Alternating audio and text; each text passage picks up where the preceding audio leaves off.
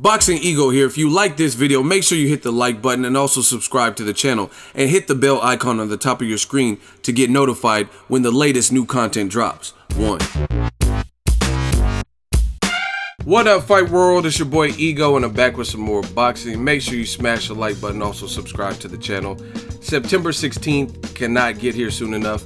In fact, I even will settle for the press tour. Just announce the dates, where is it going to be at, and let's go, man. This is a big fight. Canelo Alvarez, clearly the A side, going up against a tough test in middleweight conqueror Gennady Triple G Golovkin. Hey, no, guys. So, I can't wait, man. So, just expect on the channel, you're going to get a lot of coverage. I'm going to talk up the fight, give some perspective. Of course, I'm going to give some ego thoughts. Boxing Ego first look. Ego Weight Watchers. The usual suspects. Now, De La Hoya said this is a true middleweight fight, made a video about it. It's happening at 160. Just so we're in the clear, I'm going to give you guys some of the preliminary particulars. 160, no catch weights, no 159 like Miguel Cotto versus Sergio Martinez. We know who the A side is, so top billing should be Canelo. It'll say, like the promo will say Canelo Triple G or Canelo Golovkin, hashtag Canelo Golovkin. That's already understood and no one should have questions at this point. They're saying Canelo versus Chavez Jr. did over 1 million. Chavez didn't have a good performance, but still it did over 1 million. So the anticipation was there. Canelo did close to 1 million, like 900K when he fought Miguel Cotto. He has a bunch of fights in the 300, 350, 375,000. Erislandy Lara, Pedro Angulo, Liam Smith. I think the Khan fight might have done over that. And then, of course, his fight with Floyd Mayweather did like 2.2 million and set a live gate record at that time, which obviously got trumped by the biggest fight that we've seen, which is Mayweather-Pacquiao. But Canelo holds the numbers. He has the look, ladies like him, and stuff like that's important. It's not important to us fellas, we don't care, but it does to his marketability, because who do you think are buying Canelo t-shirts? Some are men, but also females. So that's important in terms of the marketability. If Canelo works on his English and he can speak it fluently, that'll be huge for his career. I'm trying to tell you. So De La Hoya, if he's really born ready, if anybody in Golden Boy sees this, get him enrolled. He got the money, you know what I mean, multi-millionaire. He has the money. He should get some, like a tutor, and get an English tutor and really work on that. It's done wonders for Miguel Cotto. People don't realize Miguel Cotto, when he first came, his English was not very understandable. You know what I mean? It's hard to decipher what he was talking about. Oh, I am Miguel Cotto in the Yankee Stadium. Like what? You know what I mean? Same thing with Pacquiao. Pacquiao first hit the state. Like, people, it was harder. Then they improved. Whatever they did, maybe just from being in America, or maybe they got a tutor. Even Golovkin.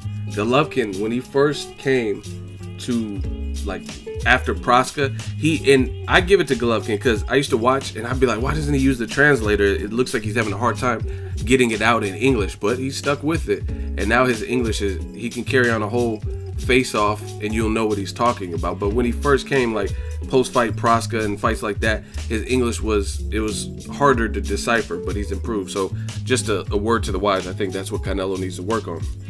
But he's a star anyway in America without being able to conduct whole interviews in English. So the sky's the limit if he can master that. This is just my 2 cents. But the fight itself is a great fight. One language that we all understand is the two fighters in the main event, Canelo and Golovkin, they both can scrap, and they're both a threat, and they're both a threat to each other. So that's why I'm looking forward to this fight. Again, you'll see a ton of videos regarding this fight. Now, Canelo, his trainer, Eddie Reynoso, spoke with ESPN Deportes, and he was talking about the fight, and he says the Chavez Jr. fight, and I quote, "This fight left us satisfied. It gave us the guideline to know of what we are able to do at the 160-pound division after fighting Julio Cesar Chavez Jr. He endured many blows." That's a great way. Good job to Reynoso. That's a great way to say it. He endured many blows. That's pretty much all he did. He had like 15 jabs and endured many blows. So shout out to Reynoso for that quotable.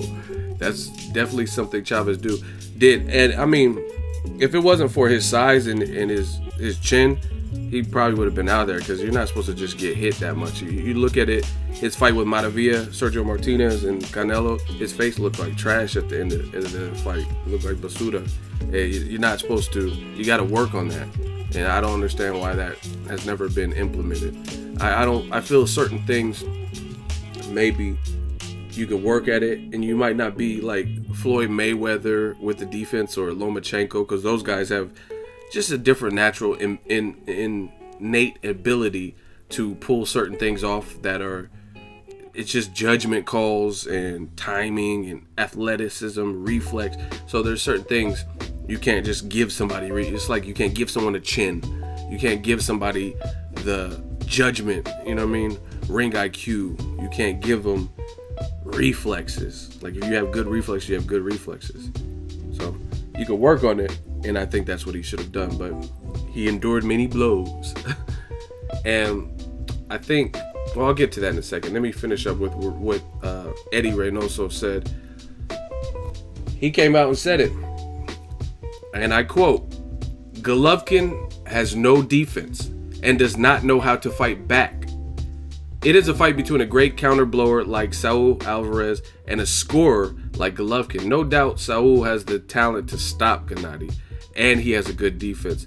We are sure that with the great preparation and his talent, we can beat him." I love this attitude from trainer Reynoso. And I gotta say, man, I'm really enjoying my job. This covering boxing has been a great journey. The fans are great. Went to the Box Fan Expo the weekend of Canelo Chavez Jr.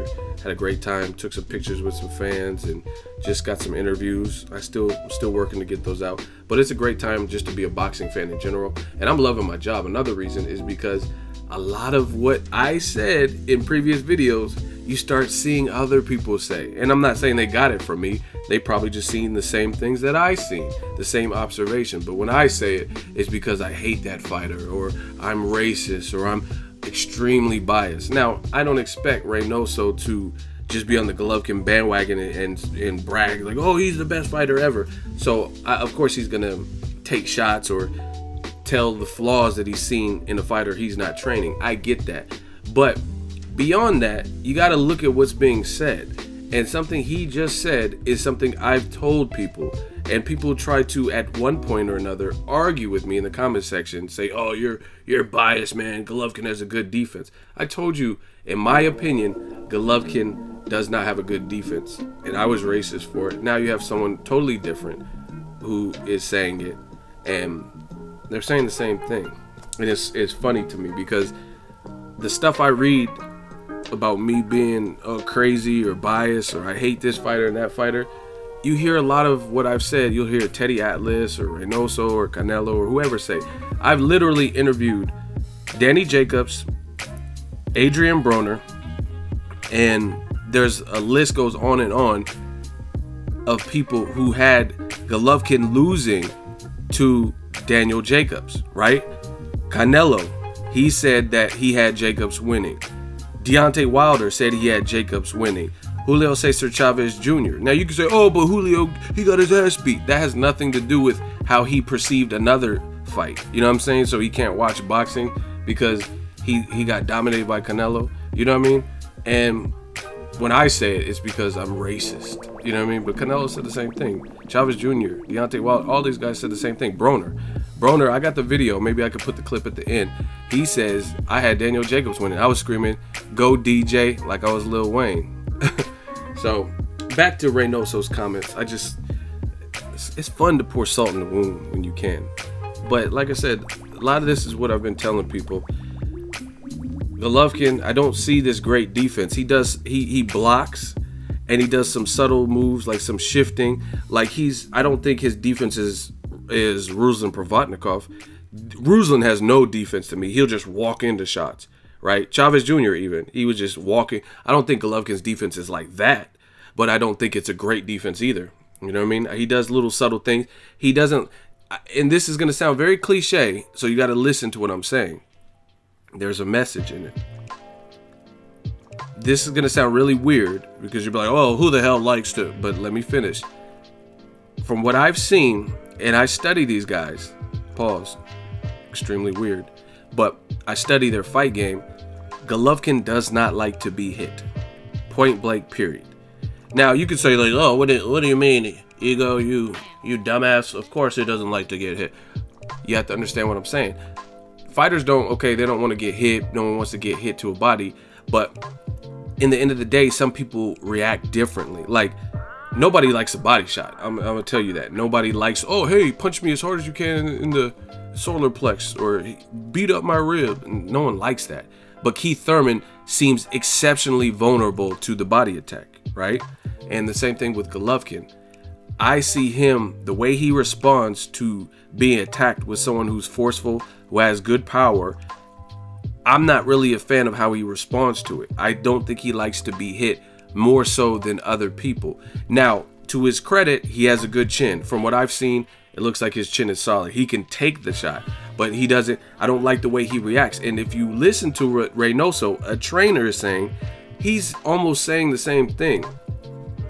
He says that Golovkin has no defense, and then he goes on to say, and does not know how to fight back, which is exactly what I've been telling you guys. Fighting off the back foot. You have to be a very gifted fighter to have your game and have all bases loaded, all your bases covered, right? People will, oh, why do you bring up Floyd? Because he has showed me time and time again that he is a complete fighter, and I'm no hater. Listen to me.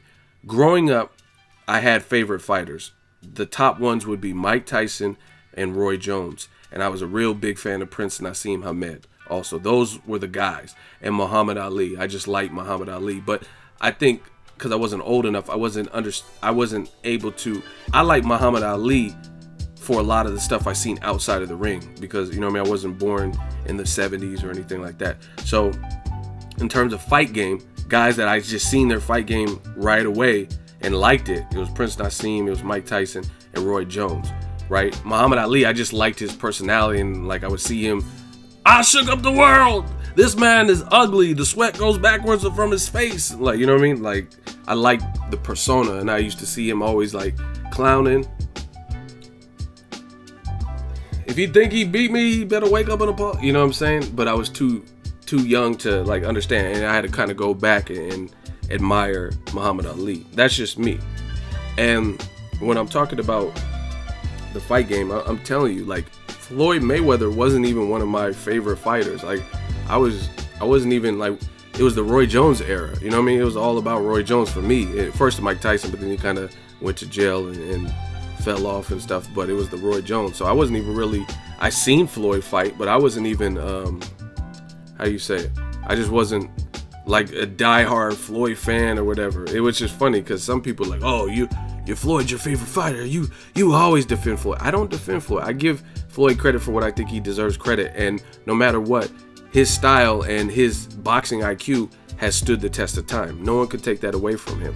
And I became a Floyd fan because I'm like, damn, this dude is good. Like, even the fights that people like Zab Judas, the Shane Mosley, Cottos, De La Hoya, people say, oh, all those guys are going to beat him. Even Ricky Hatton, even Canelo.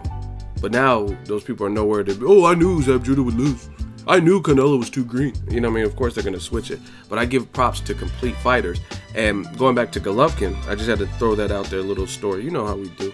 But going back to Golovkin, this no defense and doesn't know how to fight back. I've never seen Golovkin do some of the complete fighter-ish things that I think, like even Canelo's 26. And I've seen more of that completeness. And now don't misconstrue this. That doesn't mean that a more complete fighter can't lose to another fighter. And that doesn't mean I'm picking Canelo to beat Golovkin. I'm just telling you what I've seen. Like, for example, I've seen Canelo have to clinch versus James Kirkland. Kirkland came out like a tornado, and then Canelo reaches out and grabs him. He had to calm down that attack. Then he had to calm down and kind of get back to the basics so he can get off of his shots, right? I've seen the punch variation, the variety. I've seen him improving his defense. Watch the Cotto fight. He did some stuff in there that was sweet. right? I've seen him just watch his last fight against a bigger person.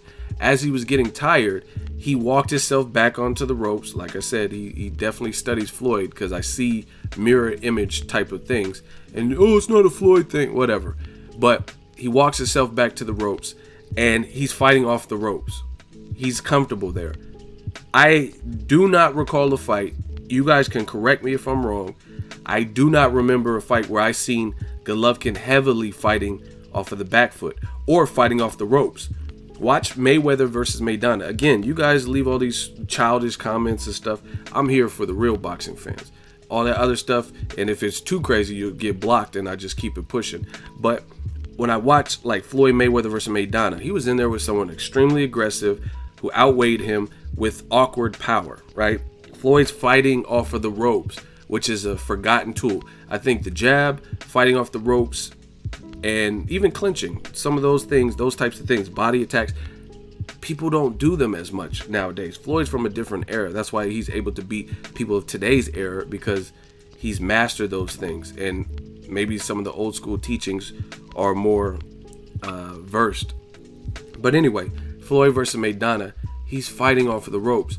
And people always say, because even if you look at Floyd, he almost looks scared, like the face he's making, but he's just zoned in. He almost looks scared. Watch the Cotto fight. He's just looking like he's like really gonna. People don't understand boxing. I'm really trying to give a gem to y'all. It looks like he's flinching and like scared, but he's waiting. He's waiting to get your timing and rhythm and stuff like that. But it almost looks like he's scared on the rope. But he's just waiting. He's just waiting for you to make your move, for him to see whatever he needs to see, and then he'll counter and stuff like that. But he's like flinching and like moving his head and stuff like that. And he's fighting off the ropes against bigger guys, Cotto, against Maidana. That's a skill. That's an art, because you're cornered by someone who's really their best chance at success is to bully you, to infuse and use their size advantage and their power advantage against you. And he's fighting off the ropes against Guerrero, against Chino Maidana, against even Canelo, all these fighters, De La Hoya, Cotto, all these guys bigger than him, and he's still picking them off with precision and shots. I don't remember seeing Golovkin do that ever, where he was fighting off the ropes. And to his credit, no one's really pushed that. No one's forced him to do that. So maybe he can do it, and we just haven't seen it. But I understand Reynoso when he's talking about he doesn't know how to fight back. When he's getting hit with someone whose power he has to respect, not Willie Monroe with 6 knockouts or whatever. When he has to respect your power, he freezes up and blocks. He's not countering like Danny Garcia in between the onslaught. He's waiting for you to stop, and then he'll resume stalking you, and he's beautiful at cutting off the ring. That's what I really seen. So I understand what Reynoso is talking about regarding this, about him not fighting back. From me, that's my perspective, and that's my interpretation that I've seen, but I think it relates, and I think that's kind of what Eddie Reynoso sees with Golovkin also, because he's basically saying the same thing as me. So just to break it down for you guys so you know what is being said, we got to get to a point in boxing where it's less of the casuals are cool, they're not going nowhere, but we got to get back to a point where it's like real boxing talk, not like you say something and you're the N-word, or you're a bitch and pussy and shut the fuck up, you don't know stuff, I'm unsubscribed. I mean, all that clown stuff. I'm not really with that. You know what I mean? Thank you for your viewership. Let's keep it pushing, right? That's how I feel. But bottom line is, this is a good fight. And me saying everything, this is the thing with me. I give these fighters in the fight game a fair shake because I have respect for it. And even though Golovkin, I do think he lacks defense, and I do think he freezes up, but he does enough things right that he can complicate things and beat Canelo possibly.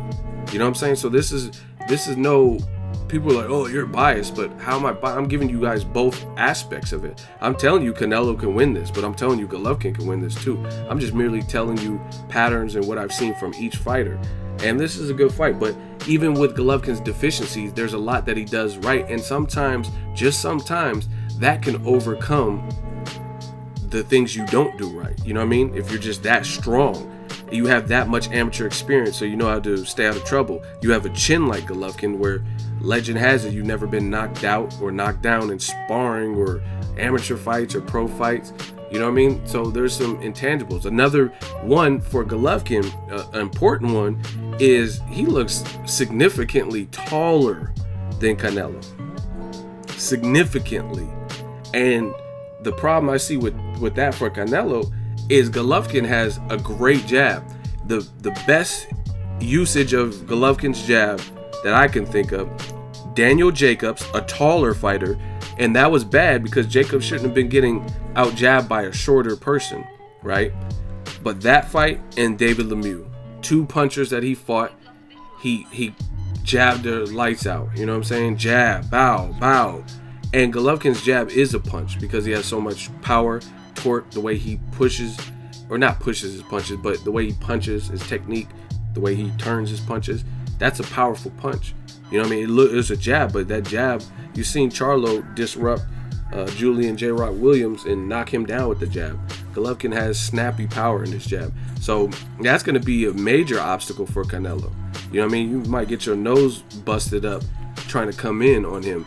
And from what I've seen, as improving as Canelo looks since the Mayweather loss, I have not seen some of the athleticism that I've seen with a Mike Tyson. You know what I mean? A guy who he exemplified being a short fighter, fighting taller guys, just to the head movement and coming in at this weird, very low angles and stuff. I haven't seen Canelo do that as much, that type of stuff as much. So I want to know how he's going to get past that Golovkin jab because, like I said earlier, I don't think Golovkin likes to be hit. As a result, he's going to try his best not to get hit. And him being the taller fighter, he's going to use that jab. Best believe that. So Canelo's going to have to find out a major way to get in the inside where he does his best work and do it quick. Great fight, man. I can talk about this fight all day, but I'll leave you guys with that. A little bit over 20 minutes, you know, easy work. Let me know what you guys think. Drop that in the comment section. Make sure you share the video, like the video as always. Hate, comment, and subscribe. Till next video is Ego signing off. So if you enjoyed this video and want more content like this on the channel, you can show your appreciation by going to the PayPal donate button or the YouTube support button. And you can donate any amount that you feel is equivalent to the value of this video. Much more to come. Thank you guys for your support. Boxing Ego, the future of boxing.